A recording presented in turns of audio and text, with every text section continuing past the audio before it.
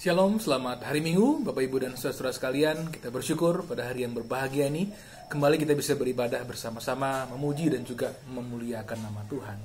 Dan setiap kali kita ibadah di dalam nama Sang Juru Selamat, dalam nama Tuhan Yesus Kristus, ibadah kita tidak pernah menjadi sesuatu yang sia-sia, melainkan ibadah kita adalah ibadah yang penuh dengan rahmat, berkat, kekuatan, dan hikmat Tuhan yang mengalir mengisi seluruh hidup kita. Nah, pada pagi hari ini kita akan bicara tentang doa.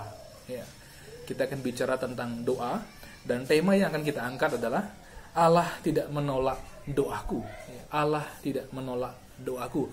Dan tema ini diambil dari Mazmur 66 ayat 20 yang berbunyi demikian.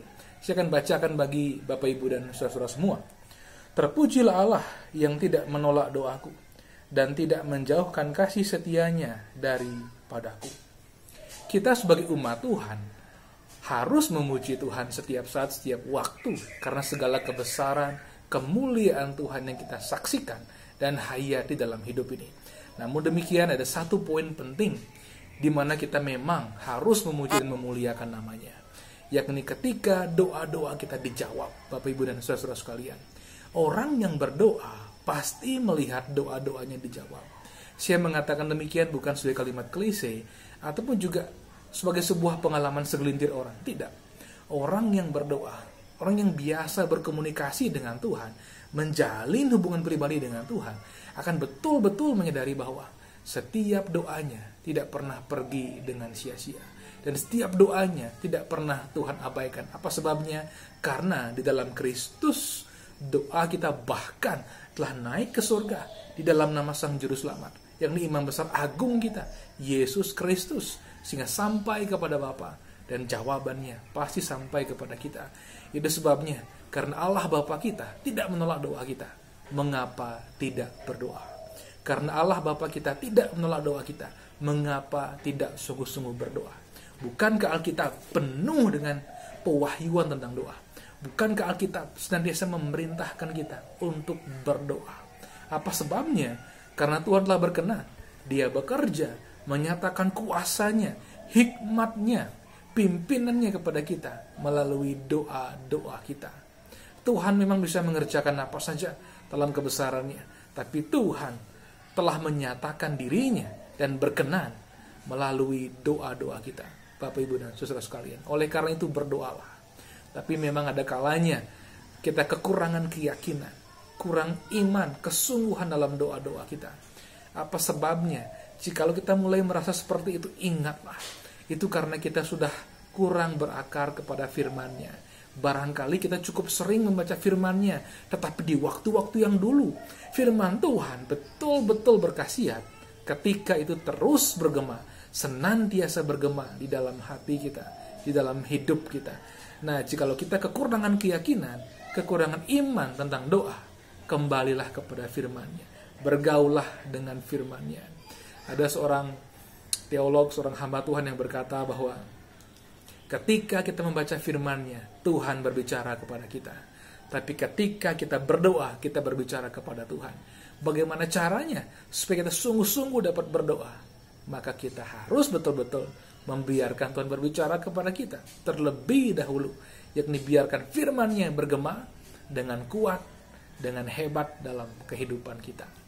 Nah, dalam bahan khotbah hari ini kita akan belajar tentang doa, yakni doa yang diterima, doa yang dijawab oleh Allah Bapa kita dari Daniel, Bapak, Ibu, dan saudara-saudara.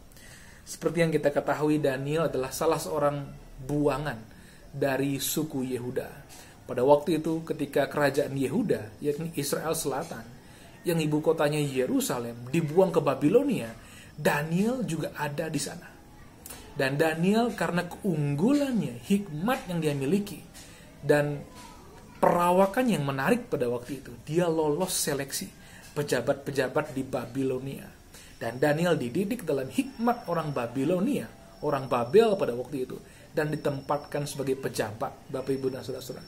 Namun demikian, Daniel hadir sebagai pejabat di Babel atau Babilonia, tidak sekedar menjabat dan menikmati kesenangan, tapi di sana dia menjadi kesaksian bagi Tuhan di tengah-tengah kerajaan Babel. Dan di sana dia menyatakan kuat kuasa Tuhan. Dan hidupnya menjadi kesaksian bagi raja-raja yang memerintah dari kerajaan Babilonia, bahkan sampai munculnya kerajaan Media Persia pada waktu itu. Nah, Daniel pun juga mengalami pergumulan. Daniel yang begitu saleh juga mengalami pergumulan dalam hidupnya. Pada waktu itu Daniel rindu sekali melihat Yerusalem dipulihkan. Dan tentu saja harapannya bukan sekedar harapan tanpa dasar. Daniel pada waktu itu sebagai seorang buangan yang diangkat menjadi pejabat di Babel atau Babilonia, dia memegang kitab Nabi Yeremia. Dan di dalam kitab Nabi Yeremia tercatat bahwa setelah 70 tahun masa pembuangan, Israel Selatan, Yehuda akan kembali ke Yerusalem. Bapak Ibu dan Saudara sekalian. Namun apa yang terjadi? Pada waktu itu tanda-tanda pemulihan seperti tidak nampak. Semua berjalan biasa-biasa saja. Dan tanda-tanda Yerusalem akan dipulihkan hampir-hampir tidak nampak. Apa yang Daniel lakukan? Dia berdoa. Apa sebabnya? Daniel tahu sebuah rahasia. Ketika fenomena belum menampakkan apa yang Tuhan firmankan, ingatlah, kita harus kembali kepada firman Tuhan. Bukan stuck kepada fenomena itu. Apa sebabnya? Karena firman Tuhan itu adalah cetak biru daripada kehendak Tuhan. Itu sebabnya kalau kita melihat firman Tuhan dan fenomena belum seperti firman Tuhan, jangan kita menyerah. Jangan merasa firman Tuhannya kurang tepat. Jangan merasa firman Tuhan kurang presisi. Bukan itu. Tapi kita harus kembali ke cetak birunya. Hayati firman Tuhan itu. Berdoalah selami kehendak Tuhan. Daniel pun juga demikian. Ketika dia melihat belum terjadi sesuatu, belum terjadi tanda-tanda pemulihan, dia mencari Tuhan. Dia berdoa pada waktu itu. Dan menarik, apakah isi doa Daniel? Ketika Daniel berdoa, Bapak Ibu dan Saudara sekalian, Daniel itu mengakui bahwa antara Israel dengan Tuhan Allah mereka ada perjanjian. Ini penting sekali. Siapapun yang berdoa kepada Allah, Bapa kita, harus betul-betul mengenali perjanjian yang ada di antara mereka. Nah, di perjanjian lama antara Tuhan Allah Israel dengan umat Israel, bagaimanakah perjanjiannya? Saya akan bacakan Daniel 9 ayat 4b bagi kita semua. Ah Tuhan, Allah yang maha besar dan dahsyat, yang memegang perjanjian dan kasih setia terhadap mereka yang mengasihi Engkau serta berpegang pada perintah-Mu. Amin. Tuhan Allah memegang perjanjian bagi orang-orang yang setia kepadanya. Tapi pertanyaannya, siapakah orang yang setia pada waktu itu? Bukankah Yerusalem tidak setia sehingga mereka dibuang? Bapak, Ibu, dan Saudara sekalian, di antara semua penduduk Yerusalem itu dan orang-orang buangan itu, rupanya ada orang-orang yang setiawan. Siapakah dia? Salah satunya adalah Daniel.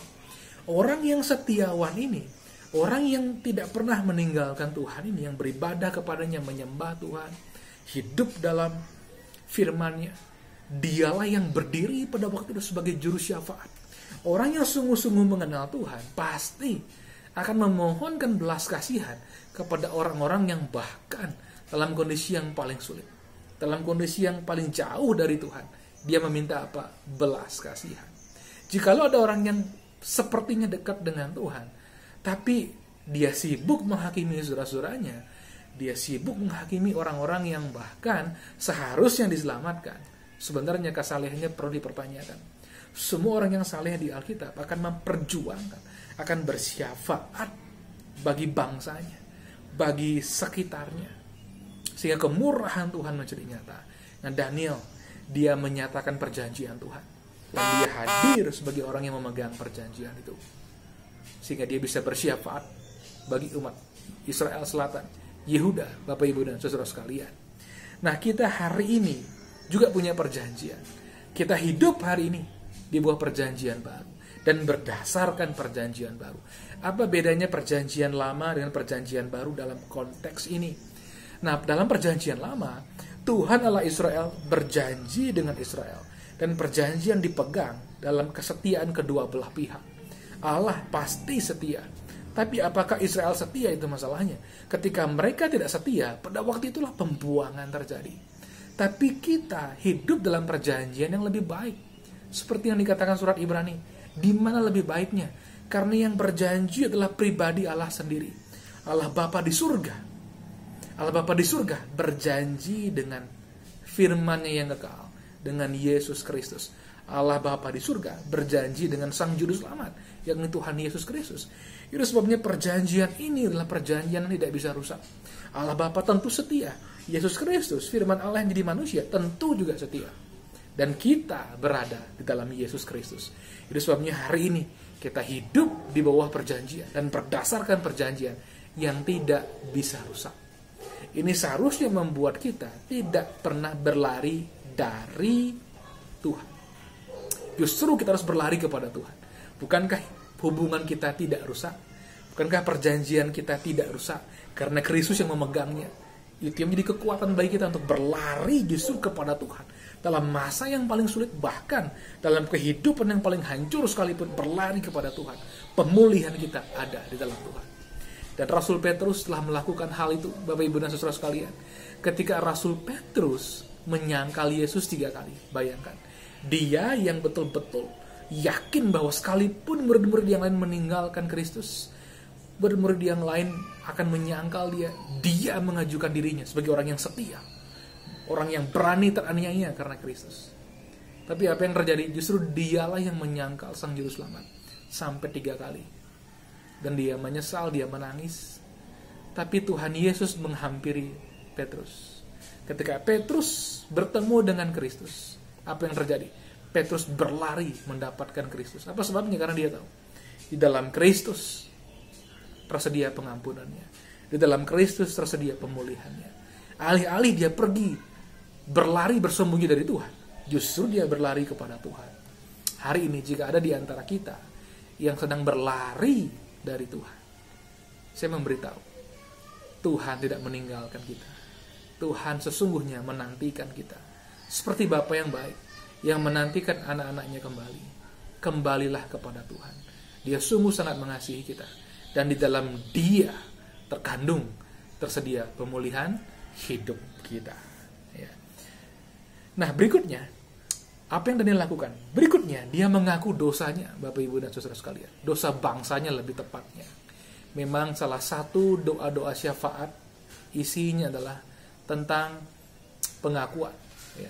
Daniel pada waktu itu betul-betul tahu ketika hukum Tuhan dilanggar, jangankan hukum demi hukum dilanggar, satu hukum saja dilanggar, sudah menghancurkan semua ketaatan yang pernah dibangun. Salah satu, salah semua.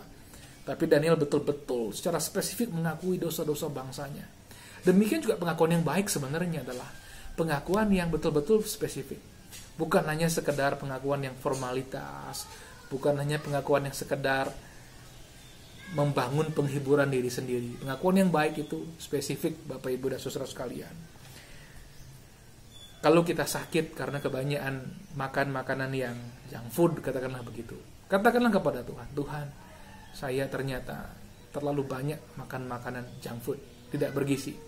Kalau kita misalnya sakit karena kita tidak menjaga diri, kita sering begadang, telat makan, itu yang kita ceritakan kepada Tuhan. Ya. Bukan karena Tuhan tidak tahu, tapi supaya kita betul-betul melepaskan beban berat di dalam hidup kita. Bapak, Ibu, dan Saudara sekalian. Dalam kasus Daniel berdiri sebagai pengantara bangsanya kepada Tuhan Allah Israel. Tapi bagi kasus kita hari ini, kita mengaku dosa sebagai apa? Kalau kita orang percaya, kita sesungguhnya mengaku dosa sebagai umat yang ditebus. Kita mengaku dosa sebagai orang yang telah diselamatkan. Kita mengaku dosa bahkan sebagai orang yang telah diampuni. Kalau kita mengerti sungguh-sungguh keselamatan dalam Kristus Yesus terjadi melalui iman, maka sesungguhnya ketika kita diselamatkan, kita pun juga diampuni. Kalau keselamatan kita kekal, pengampunan kita pun juga kekal. Tapi kalau kita menganut konsep keselamatan kita tidak kekal, goyah, rapuh di tangan kita sendiri, ya demikianlah pengampunan kita. Tapi kalau kita menyadari bahwa keselamatan kita dimeteraikan Roh Kudus, dipegang oleh kesetiaan Tuhan yang kekal, tangan Tuhan Yesus yang perkasa, maka kita menyadari bahwa ketika kita diselamatkan, kita pun juga diampuni. Sehingga hari ini sebagai orang percaya, ketika kita mengaku dosa kita mengaku sebagai orang yang telah diampuni, telah diselamatkan. Itu yang membuat pengakuan kita indah, spesifik, jujur, apa adanya, bukan formalitas, bukan sekedar untuk menghibur diri kita sendiri. Ya. Karena banyak di lapangan orang sedikit-sedikit mengaku dosa. Doa makan mengaku dosa, doa tidur mengaku dosa, doa bepergian mengaku dosa, baca firman mengaku dosa. Seolah-olah dosanya tidak pernah diampuni. Atau sekalipun diampuni, tidak pernah yakin dosanya diampuni. Kalau kita mengaku umat yang ditebus, diselamatkan, kita harusnya mengakui segala dosa kita telah diampuni karena iman dan darah Yesus. Karena darah Yesus melalui iman kita. Jadi hari ini kita mengaku dengan indah, spesifik, lugas, karena kita tahu kita telah diampuni, ditebus, diselamatkan. Dan pengampunan kita terima dari Kristus. Kita tidak mengemis pengampunan, tapi diberikan anugerah yang berlimpah oleh Sang Juru Selamat sendiri. Nah, itu dia Bapak Ibu dan Saudara sekalian, merendahkan diri, ya, mengaku dosa. Hari ini kalau kita mengaku dosa, jangan lupa mengakui bahwa darah Yesus telah menyucikan segala dosa kita sampai selama-lamanya. Itu kekuatan kita. Karena jikalau tidak, sang pendakwa, iblis dan setan-setan akan selalu mengalahkan kita, Bapak Ibu dan Saudara. Berikutnya yang ketiga, memohon. Ya. Daniel memohon kepada Tuhan. Dalam ayatnya yang ke-17a, 17b, 18a, 19a, Daniel memohon supaya Tuhan Allah Israel mendengarkan permohonannya. Memohon supaya Tuhan menyinari kota Yerusalem yang runtuh itu dengan wajahnya. Ya. Dia mendorong supaya Tuhan mengarahkan wajahnya. Apa sih artinya? Artinya bahwa ada suatu kerinduan yang besar sekali, yang dia dasarkan bahwa semuanya ini bukan demi manusia, tapi demi Tuhan sendiri yang telah memilih Yerusalem. Demi Tuhan sendiri telah memilih umatnya dan memilih tempat kediamannya pada waktu itu. Hari ini, memohon pun juga masih merupakan bagian doa yang penting sekali. Ya. Dan apa yang kita mohon kepada Tuhan? Beberapa orang berkata, yang kita mohon haruslah kebutuhan kita saja. Yang lain berkata, memohon pun juga sebenarnya boleh melibatkan apa yang kita rindukan. Yang mana yang benar? Jikalau kita membaca Alkitab dengan jujur, maka sesungguhnya dua-duanya benar. Kita memohon atau meminta apa yang kita butuhkan. Kita juga memohon apa yang kita rindukan. Saya akan bacakan ayatnya bagi kita semua. Pertama, mengenai apa yang kita butuhkan. Lukas 10 ayat 2 berkata demikian. Katanya kepada mereka, tuaian memang banyak, tapi pekerja sedikit.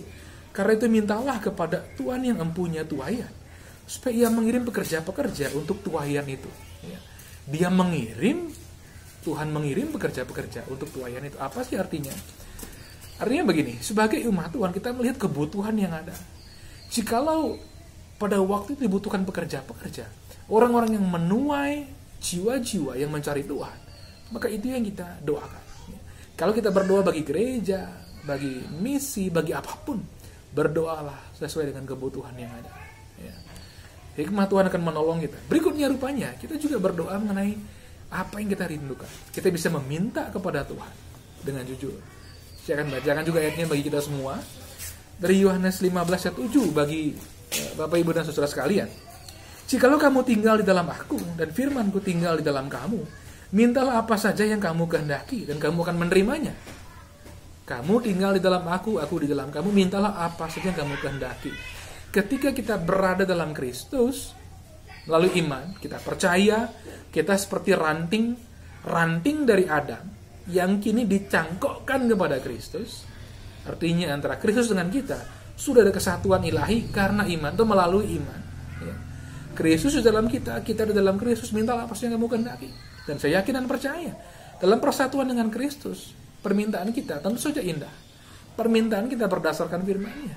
Dan permintaan kita ada dasarnya. Dan pada waktu itu, ada kesatuan ilahi juga antara kita dengan Tuhan. Sehingga permintaan kita, kehendak kita pun juga selalu menyentuh kehendak Tuhan. Ini yang membuat Tuhan juga berkata, mintalah apa yang kamu kehendaki. Dalam persatuan dengan Kristus, dengan Sang Juru Selamat, mintalah apa saja yang kamu kehendaki. Dan Tuhan akan memberikannya. Dan mintalah, mohonlah. Mohonkanlah dalam doa kita itu dengan iman. Dengan iman yang teguh, minta juga dengan tekun. Dan minta dengan sukacita. Banyak orang bingung bagaimana menantikan doa.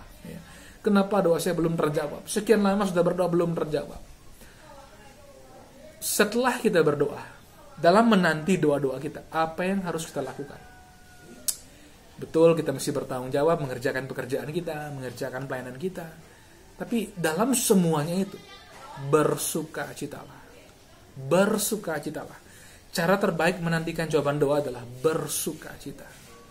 Dalam kitab Mazmur dikatakan, bersukacitalah karena Tuhan, maka Ia akan memberikan apa yang diinginkan hatimu. Bayangkan, begitu besarnya Tuhan itu, dan begitu besar kemurahannya, sehingga doa-doa kita tidak pernah Tuhan pandang remeh. Bapak, Ibu, dan Saudara. Yang keempat, yang terakhir, deklarasikan belas kasihan Tuhan. Daniel 9 ayat 18b berbunyi demikian. Sebab kami menyampaikan doa permohonan kami ke hadapan-Mu, bukan berdasarkan jasa-jasa kami, tetapi berdasarkan kasih sayang-Mu yang berlimpah-limpah.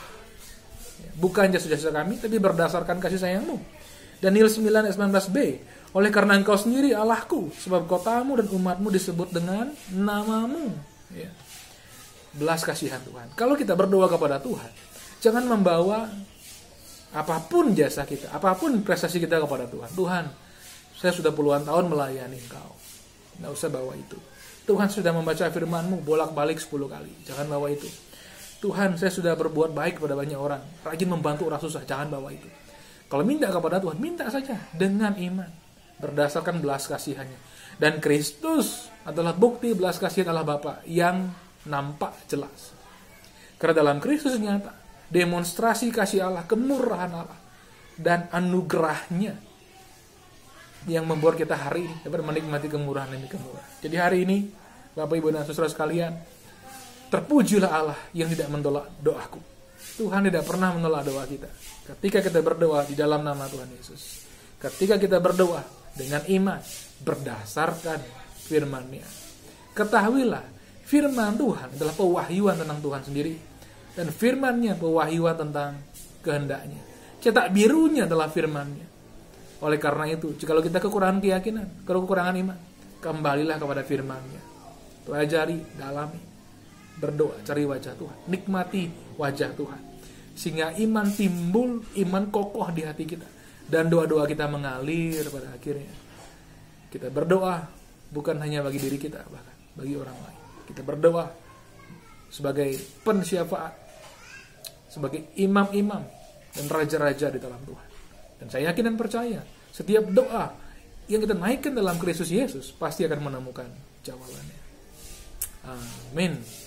Tuhan Yesus memberkati kita. Selamat hari Minggu.